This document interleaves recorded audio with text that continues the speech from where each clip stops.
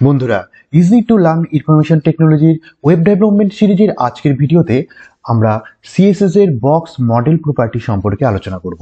বন্ধুরা, সিএসএস এর যেসব কন্টেন্ট আমরা ব্যবহার করি সবই অ্যাকচুয়ালি একটি বক্স। কেন বলছি বন্ধুরা, আপনারা এই স্ক্রিনের মধ্যে দেখুন বন্ধুরা, এখানে যে লেখাটা আছে গিগ ফর গিগস, এটা একটা কন্টেন্ট এবং তার চারিপাশে দেখুন এখানে একটা প্যাডিং আছে। ওকে বন্ধুরা, প্যাডিংকে রাউন্ড করে ঘিরে আছে বর্ডার প্রপার্টি এবং বর্ডার প্রপার্টির চারিপাশে ঘিরে আছে মার্জিন। এই পুরোটাই হলো বক্স মডেল। তো বন্ধুরা, এটা আমরা আলোচনা করব এবং প্র্যাকটিক্যালের মাধ্যমে খুব ইজি ভাবে আপনাদেরকে দেখাবো। শেষ পর্যন্ত বন্ধুরা ভিডিওটি দেখবেন এবং খুব ইন্টারেস্টিং ভিডিও হতে চলেছে আজকের এই এপিসোড। তাহলে বন্ধুরা, এবার যা যাক ভিজুয়াল স্টুডিও কোডিং এর মধ্যে। বন্ধুরা, আমরা ভিজুয়াল স্টুডিও কোড ওপেন করেছি। ডান দিকে ভিজুয়াল স্টুডিও এবং বাঁ দিকে আমরা নিয়েছি ব্রাউজার। ওকে বন্ধুরা, এবার বন্ধুরা এক্সাম্পলটা করার জন্য আমরা ডিআইবি ট্যাগ নিব। বন্ধুরা, আপনারা জানেন ডিআইবি ট্যাগ একটা কন্টেইনার ট্যাগ এবং ডিআইবি ট্যাগের মধ্যে কন্টেন্ট নিই। Suppose what is box sizing. বন্ধুরা, এই লেখাটি আমরা নেট থেকে বের করে কপি করে নিলাম। ওকে, কপি করে নিয়ে আমরা ডিআইবির মধ্যে এখানে পেস্ট করে দিলাম। ওকে বন্ধুরা, এবার বন্ধুরা এখানে সেভ করে নিলাম। সেভ করে রিফ্রেশ করলাম। তাহলে বন্ধুরা দেখুন এখানে একটা লেখা চলে এসেছে। ওকে বন্ধুরা, ডিআইবি নর্মাল লেখা আপনারা দেখতেই পাচ্ছেন। এবার আমরা একটা ক্লাস নিই। কার ক্লাস নিব? ডিআইবি একটা ক্লাস নিই। তাহলে ডট বক্স বলে একটা আমরা ক্লাস সিলেক্টর একটা দিলাম এবং এটাকে মেনশন করলাম ডিআইবির মধ্যে class equal to double invite কমার মধ্যে বক্স। ওকে, এবার সবার আগে বন্ধুরা কয়েকটা জিনিস নিয়ে নিই। আমরা একটা বর্ডার নিয়ে নিই। বর্ডার আপাতত আমরা 2px করলাম, স্পেস দিয়ে সলিড আর রেড নিলাম। ওকে, সেভ করলাম, বাঁ দিকে রিফ্রেশ করলাম। তাহলে বন্ধুরা দেখুন একটা বর্ডার চলে এসছে। এবার আমরা উইথটাকে অ্যাডজাস্ট করি বন্ধুরা। উইথ আমরা দিলাম 300px, সেভ করলাম, রিফ্রেশ করলাম। তাহলে বন্ধুরা দেখুন এর উইথটা 300px এর মধ্যে চলে এসছে। ওকে, ফন্ট সাইজটাকে একটু বাড়িয়ে দিই। কিছু কিছু অ্যাডজাস্টমেন্ট আপনারা করে নেবেন। এখানে আমরা 20px করে দিলাম। ওকে, সেভ করলাম, রিফ্রেশ করলাম। ওকে বন্ধুরা, এবার বন্ধুরা আরো একটা ডিআইবি ট্যাগ নিই। সেম এটাকে আমি কপি করলাম, কপি করে নিচে আমি পেস্ট করে দিলাম। ওকে, আর নিচের যে ডিআইবি ট্যাগটা নিলাম তার ক্লাস আমি নিলাম box1। ওকে, আর এই সেম প্রপার্টি আমরা box1 এর মধ্যে রাখলাম। ডট box1 এখানে আমি পেস্ট করে দিলাম সেম প্রপার্টি। ওকে বন্ধুরা দেখুন বক্স আর box1 দুটো আমরা ডিআইবি ট্যাগ নিলাম, একটাতে বক্স একটাতে box1। ওকে, এইটুকু সেভ করলাম, রিফ্রেশ করলাম। তাহলে বন্ধুরা দেখুন পাশাপাশি দুটো বক্স আমার চলে এসেছে। ওকে, এই পর্যন্ত বন্ধুরা আমরা করার পরে এইবার আমাদের আসল কাজটা শুরু হবে।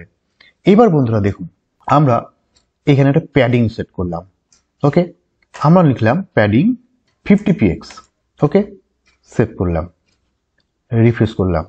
এখানে একটা 50px এর একটা প্যাডিং চলে এসছে। চারিদিকে দেখুন 50px এর প্যাডিং চলে এসছে।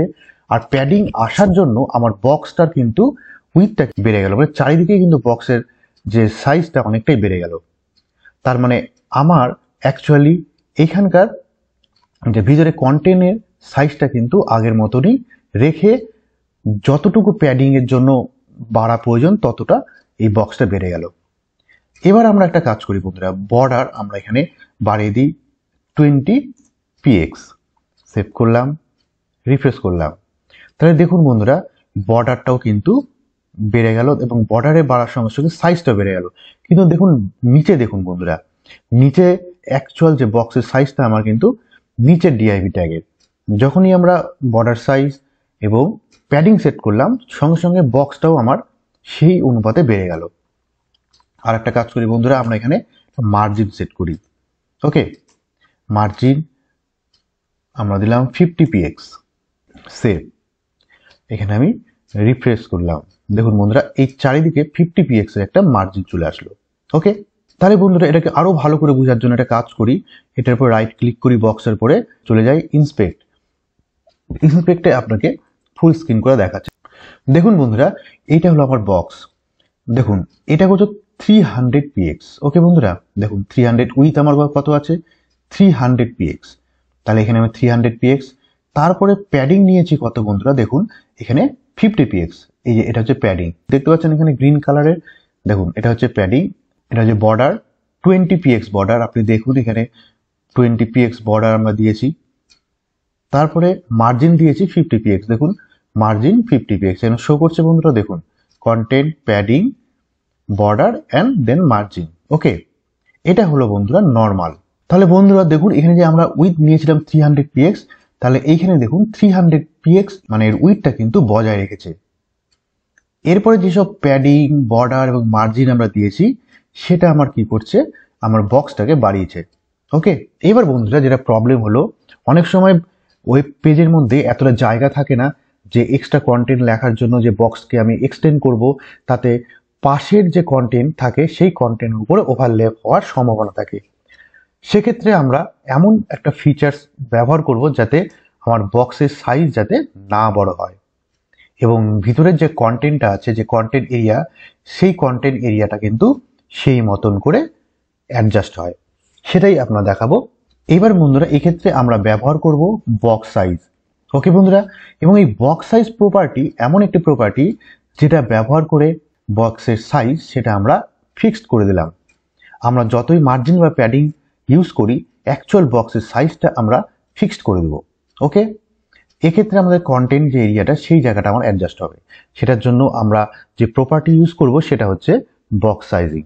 ওকে, তার ভ্যালু হবে বর্ডার বক্স। ওকে, তাহলে এবার কোডিংয়ে আমরা যাই।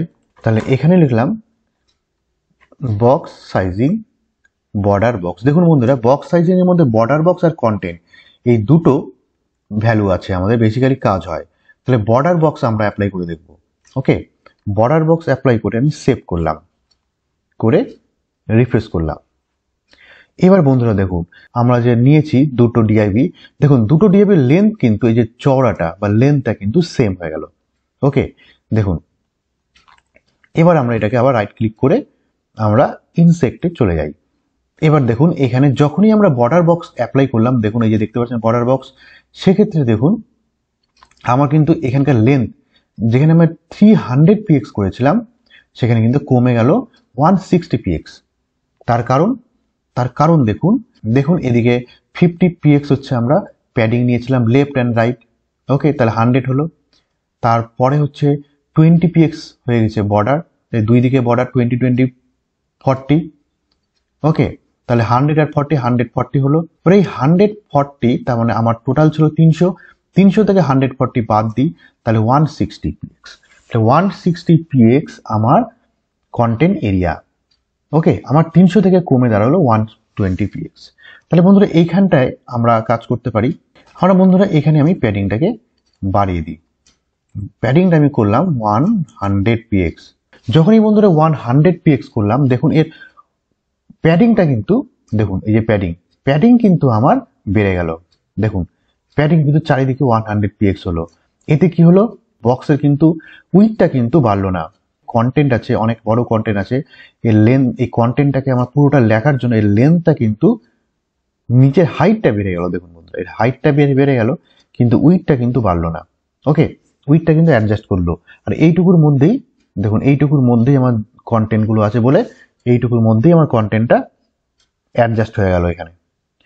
এক্ষেত্রে কি হলো দেখুন বন্ধুরা, এবার 60px হয়ে গেল। তাহলে আমার এই লেন্থটা হয়ে গেল বা এই উইথটা হয়ে গেল আমার 60px। যে কন্টেন্টের যে স্পেস, যে উইথটা, এটা 60px, কারণ আমার প্যাডিংয়ে কিন্তু আমার 100 আর 100 200px আমার এখানেই নষ্ট হয়ে গেছে। আর এখানে যদি আমি বর্ডার বক্সটা না দিই তাহলে কি হবে, তাহলে একবার আমরা যাই। এবার বন্ধুরা আমরা এই বক্স সাইজিং এর প্রপার্টিটাকে ডিলিট করে দিলাম। আর না হলে বন্ধুরা একটা কাজ করি, এই বক্স সাইজিং এর এই ভ্যালুটাকে আমরা চেঞ্জ করে আর একটা যে ভ্যালু আছে কন্টেন্ট বক্স, এই কন্টেন্ট বক্সটা দিলাম। মানে কন্টেন্ট বক্স দেওয়া আর বর্ডার বক্স অ্যাপ্লাই না করা একই ব্যাপার, মানে ডিফল্ট হচ্ছে কন্টেন্ট বক্স। এটা যদি আমরা দিই তাহলে কি হবে বন্ধুরা, দেখুন আগের মতন চলে আসবে। রিফ্রেশ করলাম, দেখুন বন্ধুরা এখানে কি চলে আসলো, এখানে সেই আগের সাইজটা চলে আসলো। আমি যদি এখানে 100 প্যাডিং যদি দিই, সেভ করলাম, রিফ্রেশ করলাম, দেখুন 100 দেওয়ার সঙ্গে সঙ্গে 100 এই পুরো বক্সটা এর জন্য বেড়ে গেল। তার মানে এই যে কন্টেন্টটা এটা কিন্তু 300px এর উইথটা কিন্তু ফিক্সড রাখছে। এরপরে আপনারা যত বেশি বর্ডার বক্স, প্যাডিং বা মার্জিন যত বেশি করবেন তার জন্য বক্সের আয়তনটা বাড়বে। ওকে, আর এখানে আমি যদি এটাকে কেটে দিয়ে আমি বর্ডার বক্স দিই, দেখুন সেভ করলাম, সেভ করে রিফ্রেশ করলাম। বর্ডার বক্স দেওয়াতে কি হলো, বক্সের যে লেন্থটা, এই বক্সের লেন্থটা কিন্তু আমার ফিক্স থাকলো, কিন্তু কন্টেন্টের যে এরিয়াটা, সেই এরিয়াটা বা এর উইথটা ছোট হয়ে গেল। ফলে কি হলো, বক্সের আমার হাইটটা বেড়ে গেল। তাহলে এটাই হচ্ছে বর্ডার বক্সের কাজ। তাহলে বন্ধুরা, আজকের ভিডিওটা যদি আপনাদের ভালো লাগে তাহলে অবশ্যই আমাদের চ্যানেলকে সাবস্ক্রাইব করবেন। ততক্ষণের জন্য ধন্যবাদ।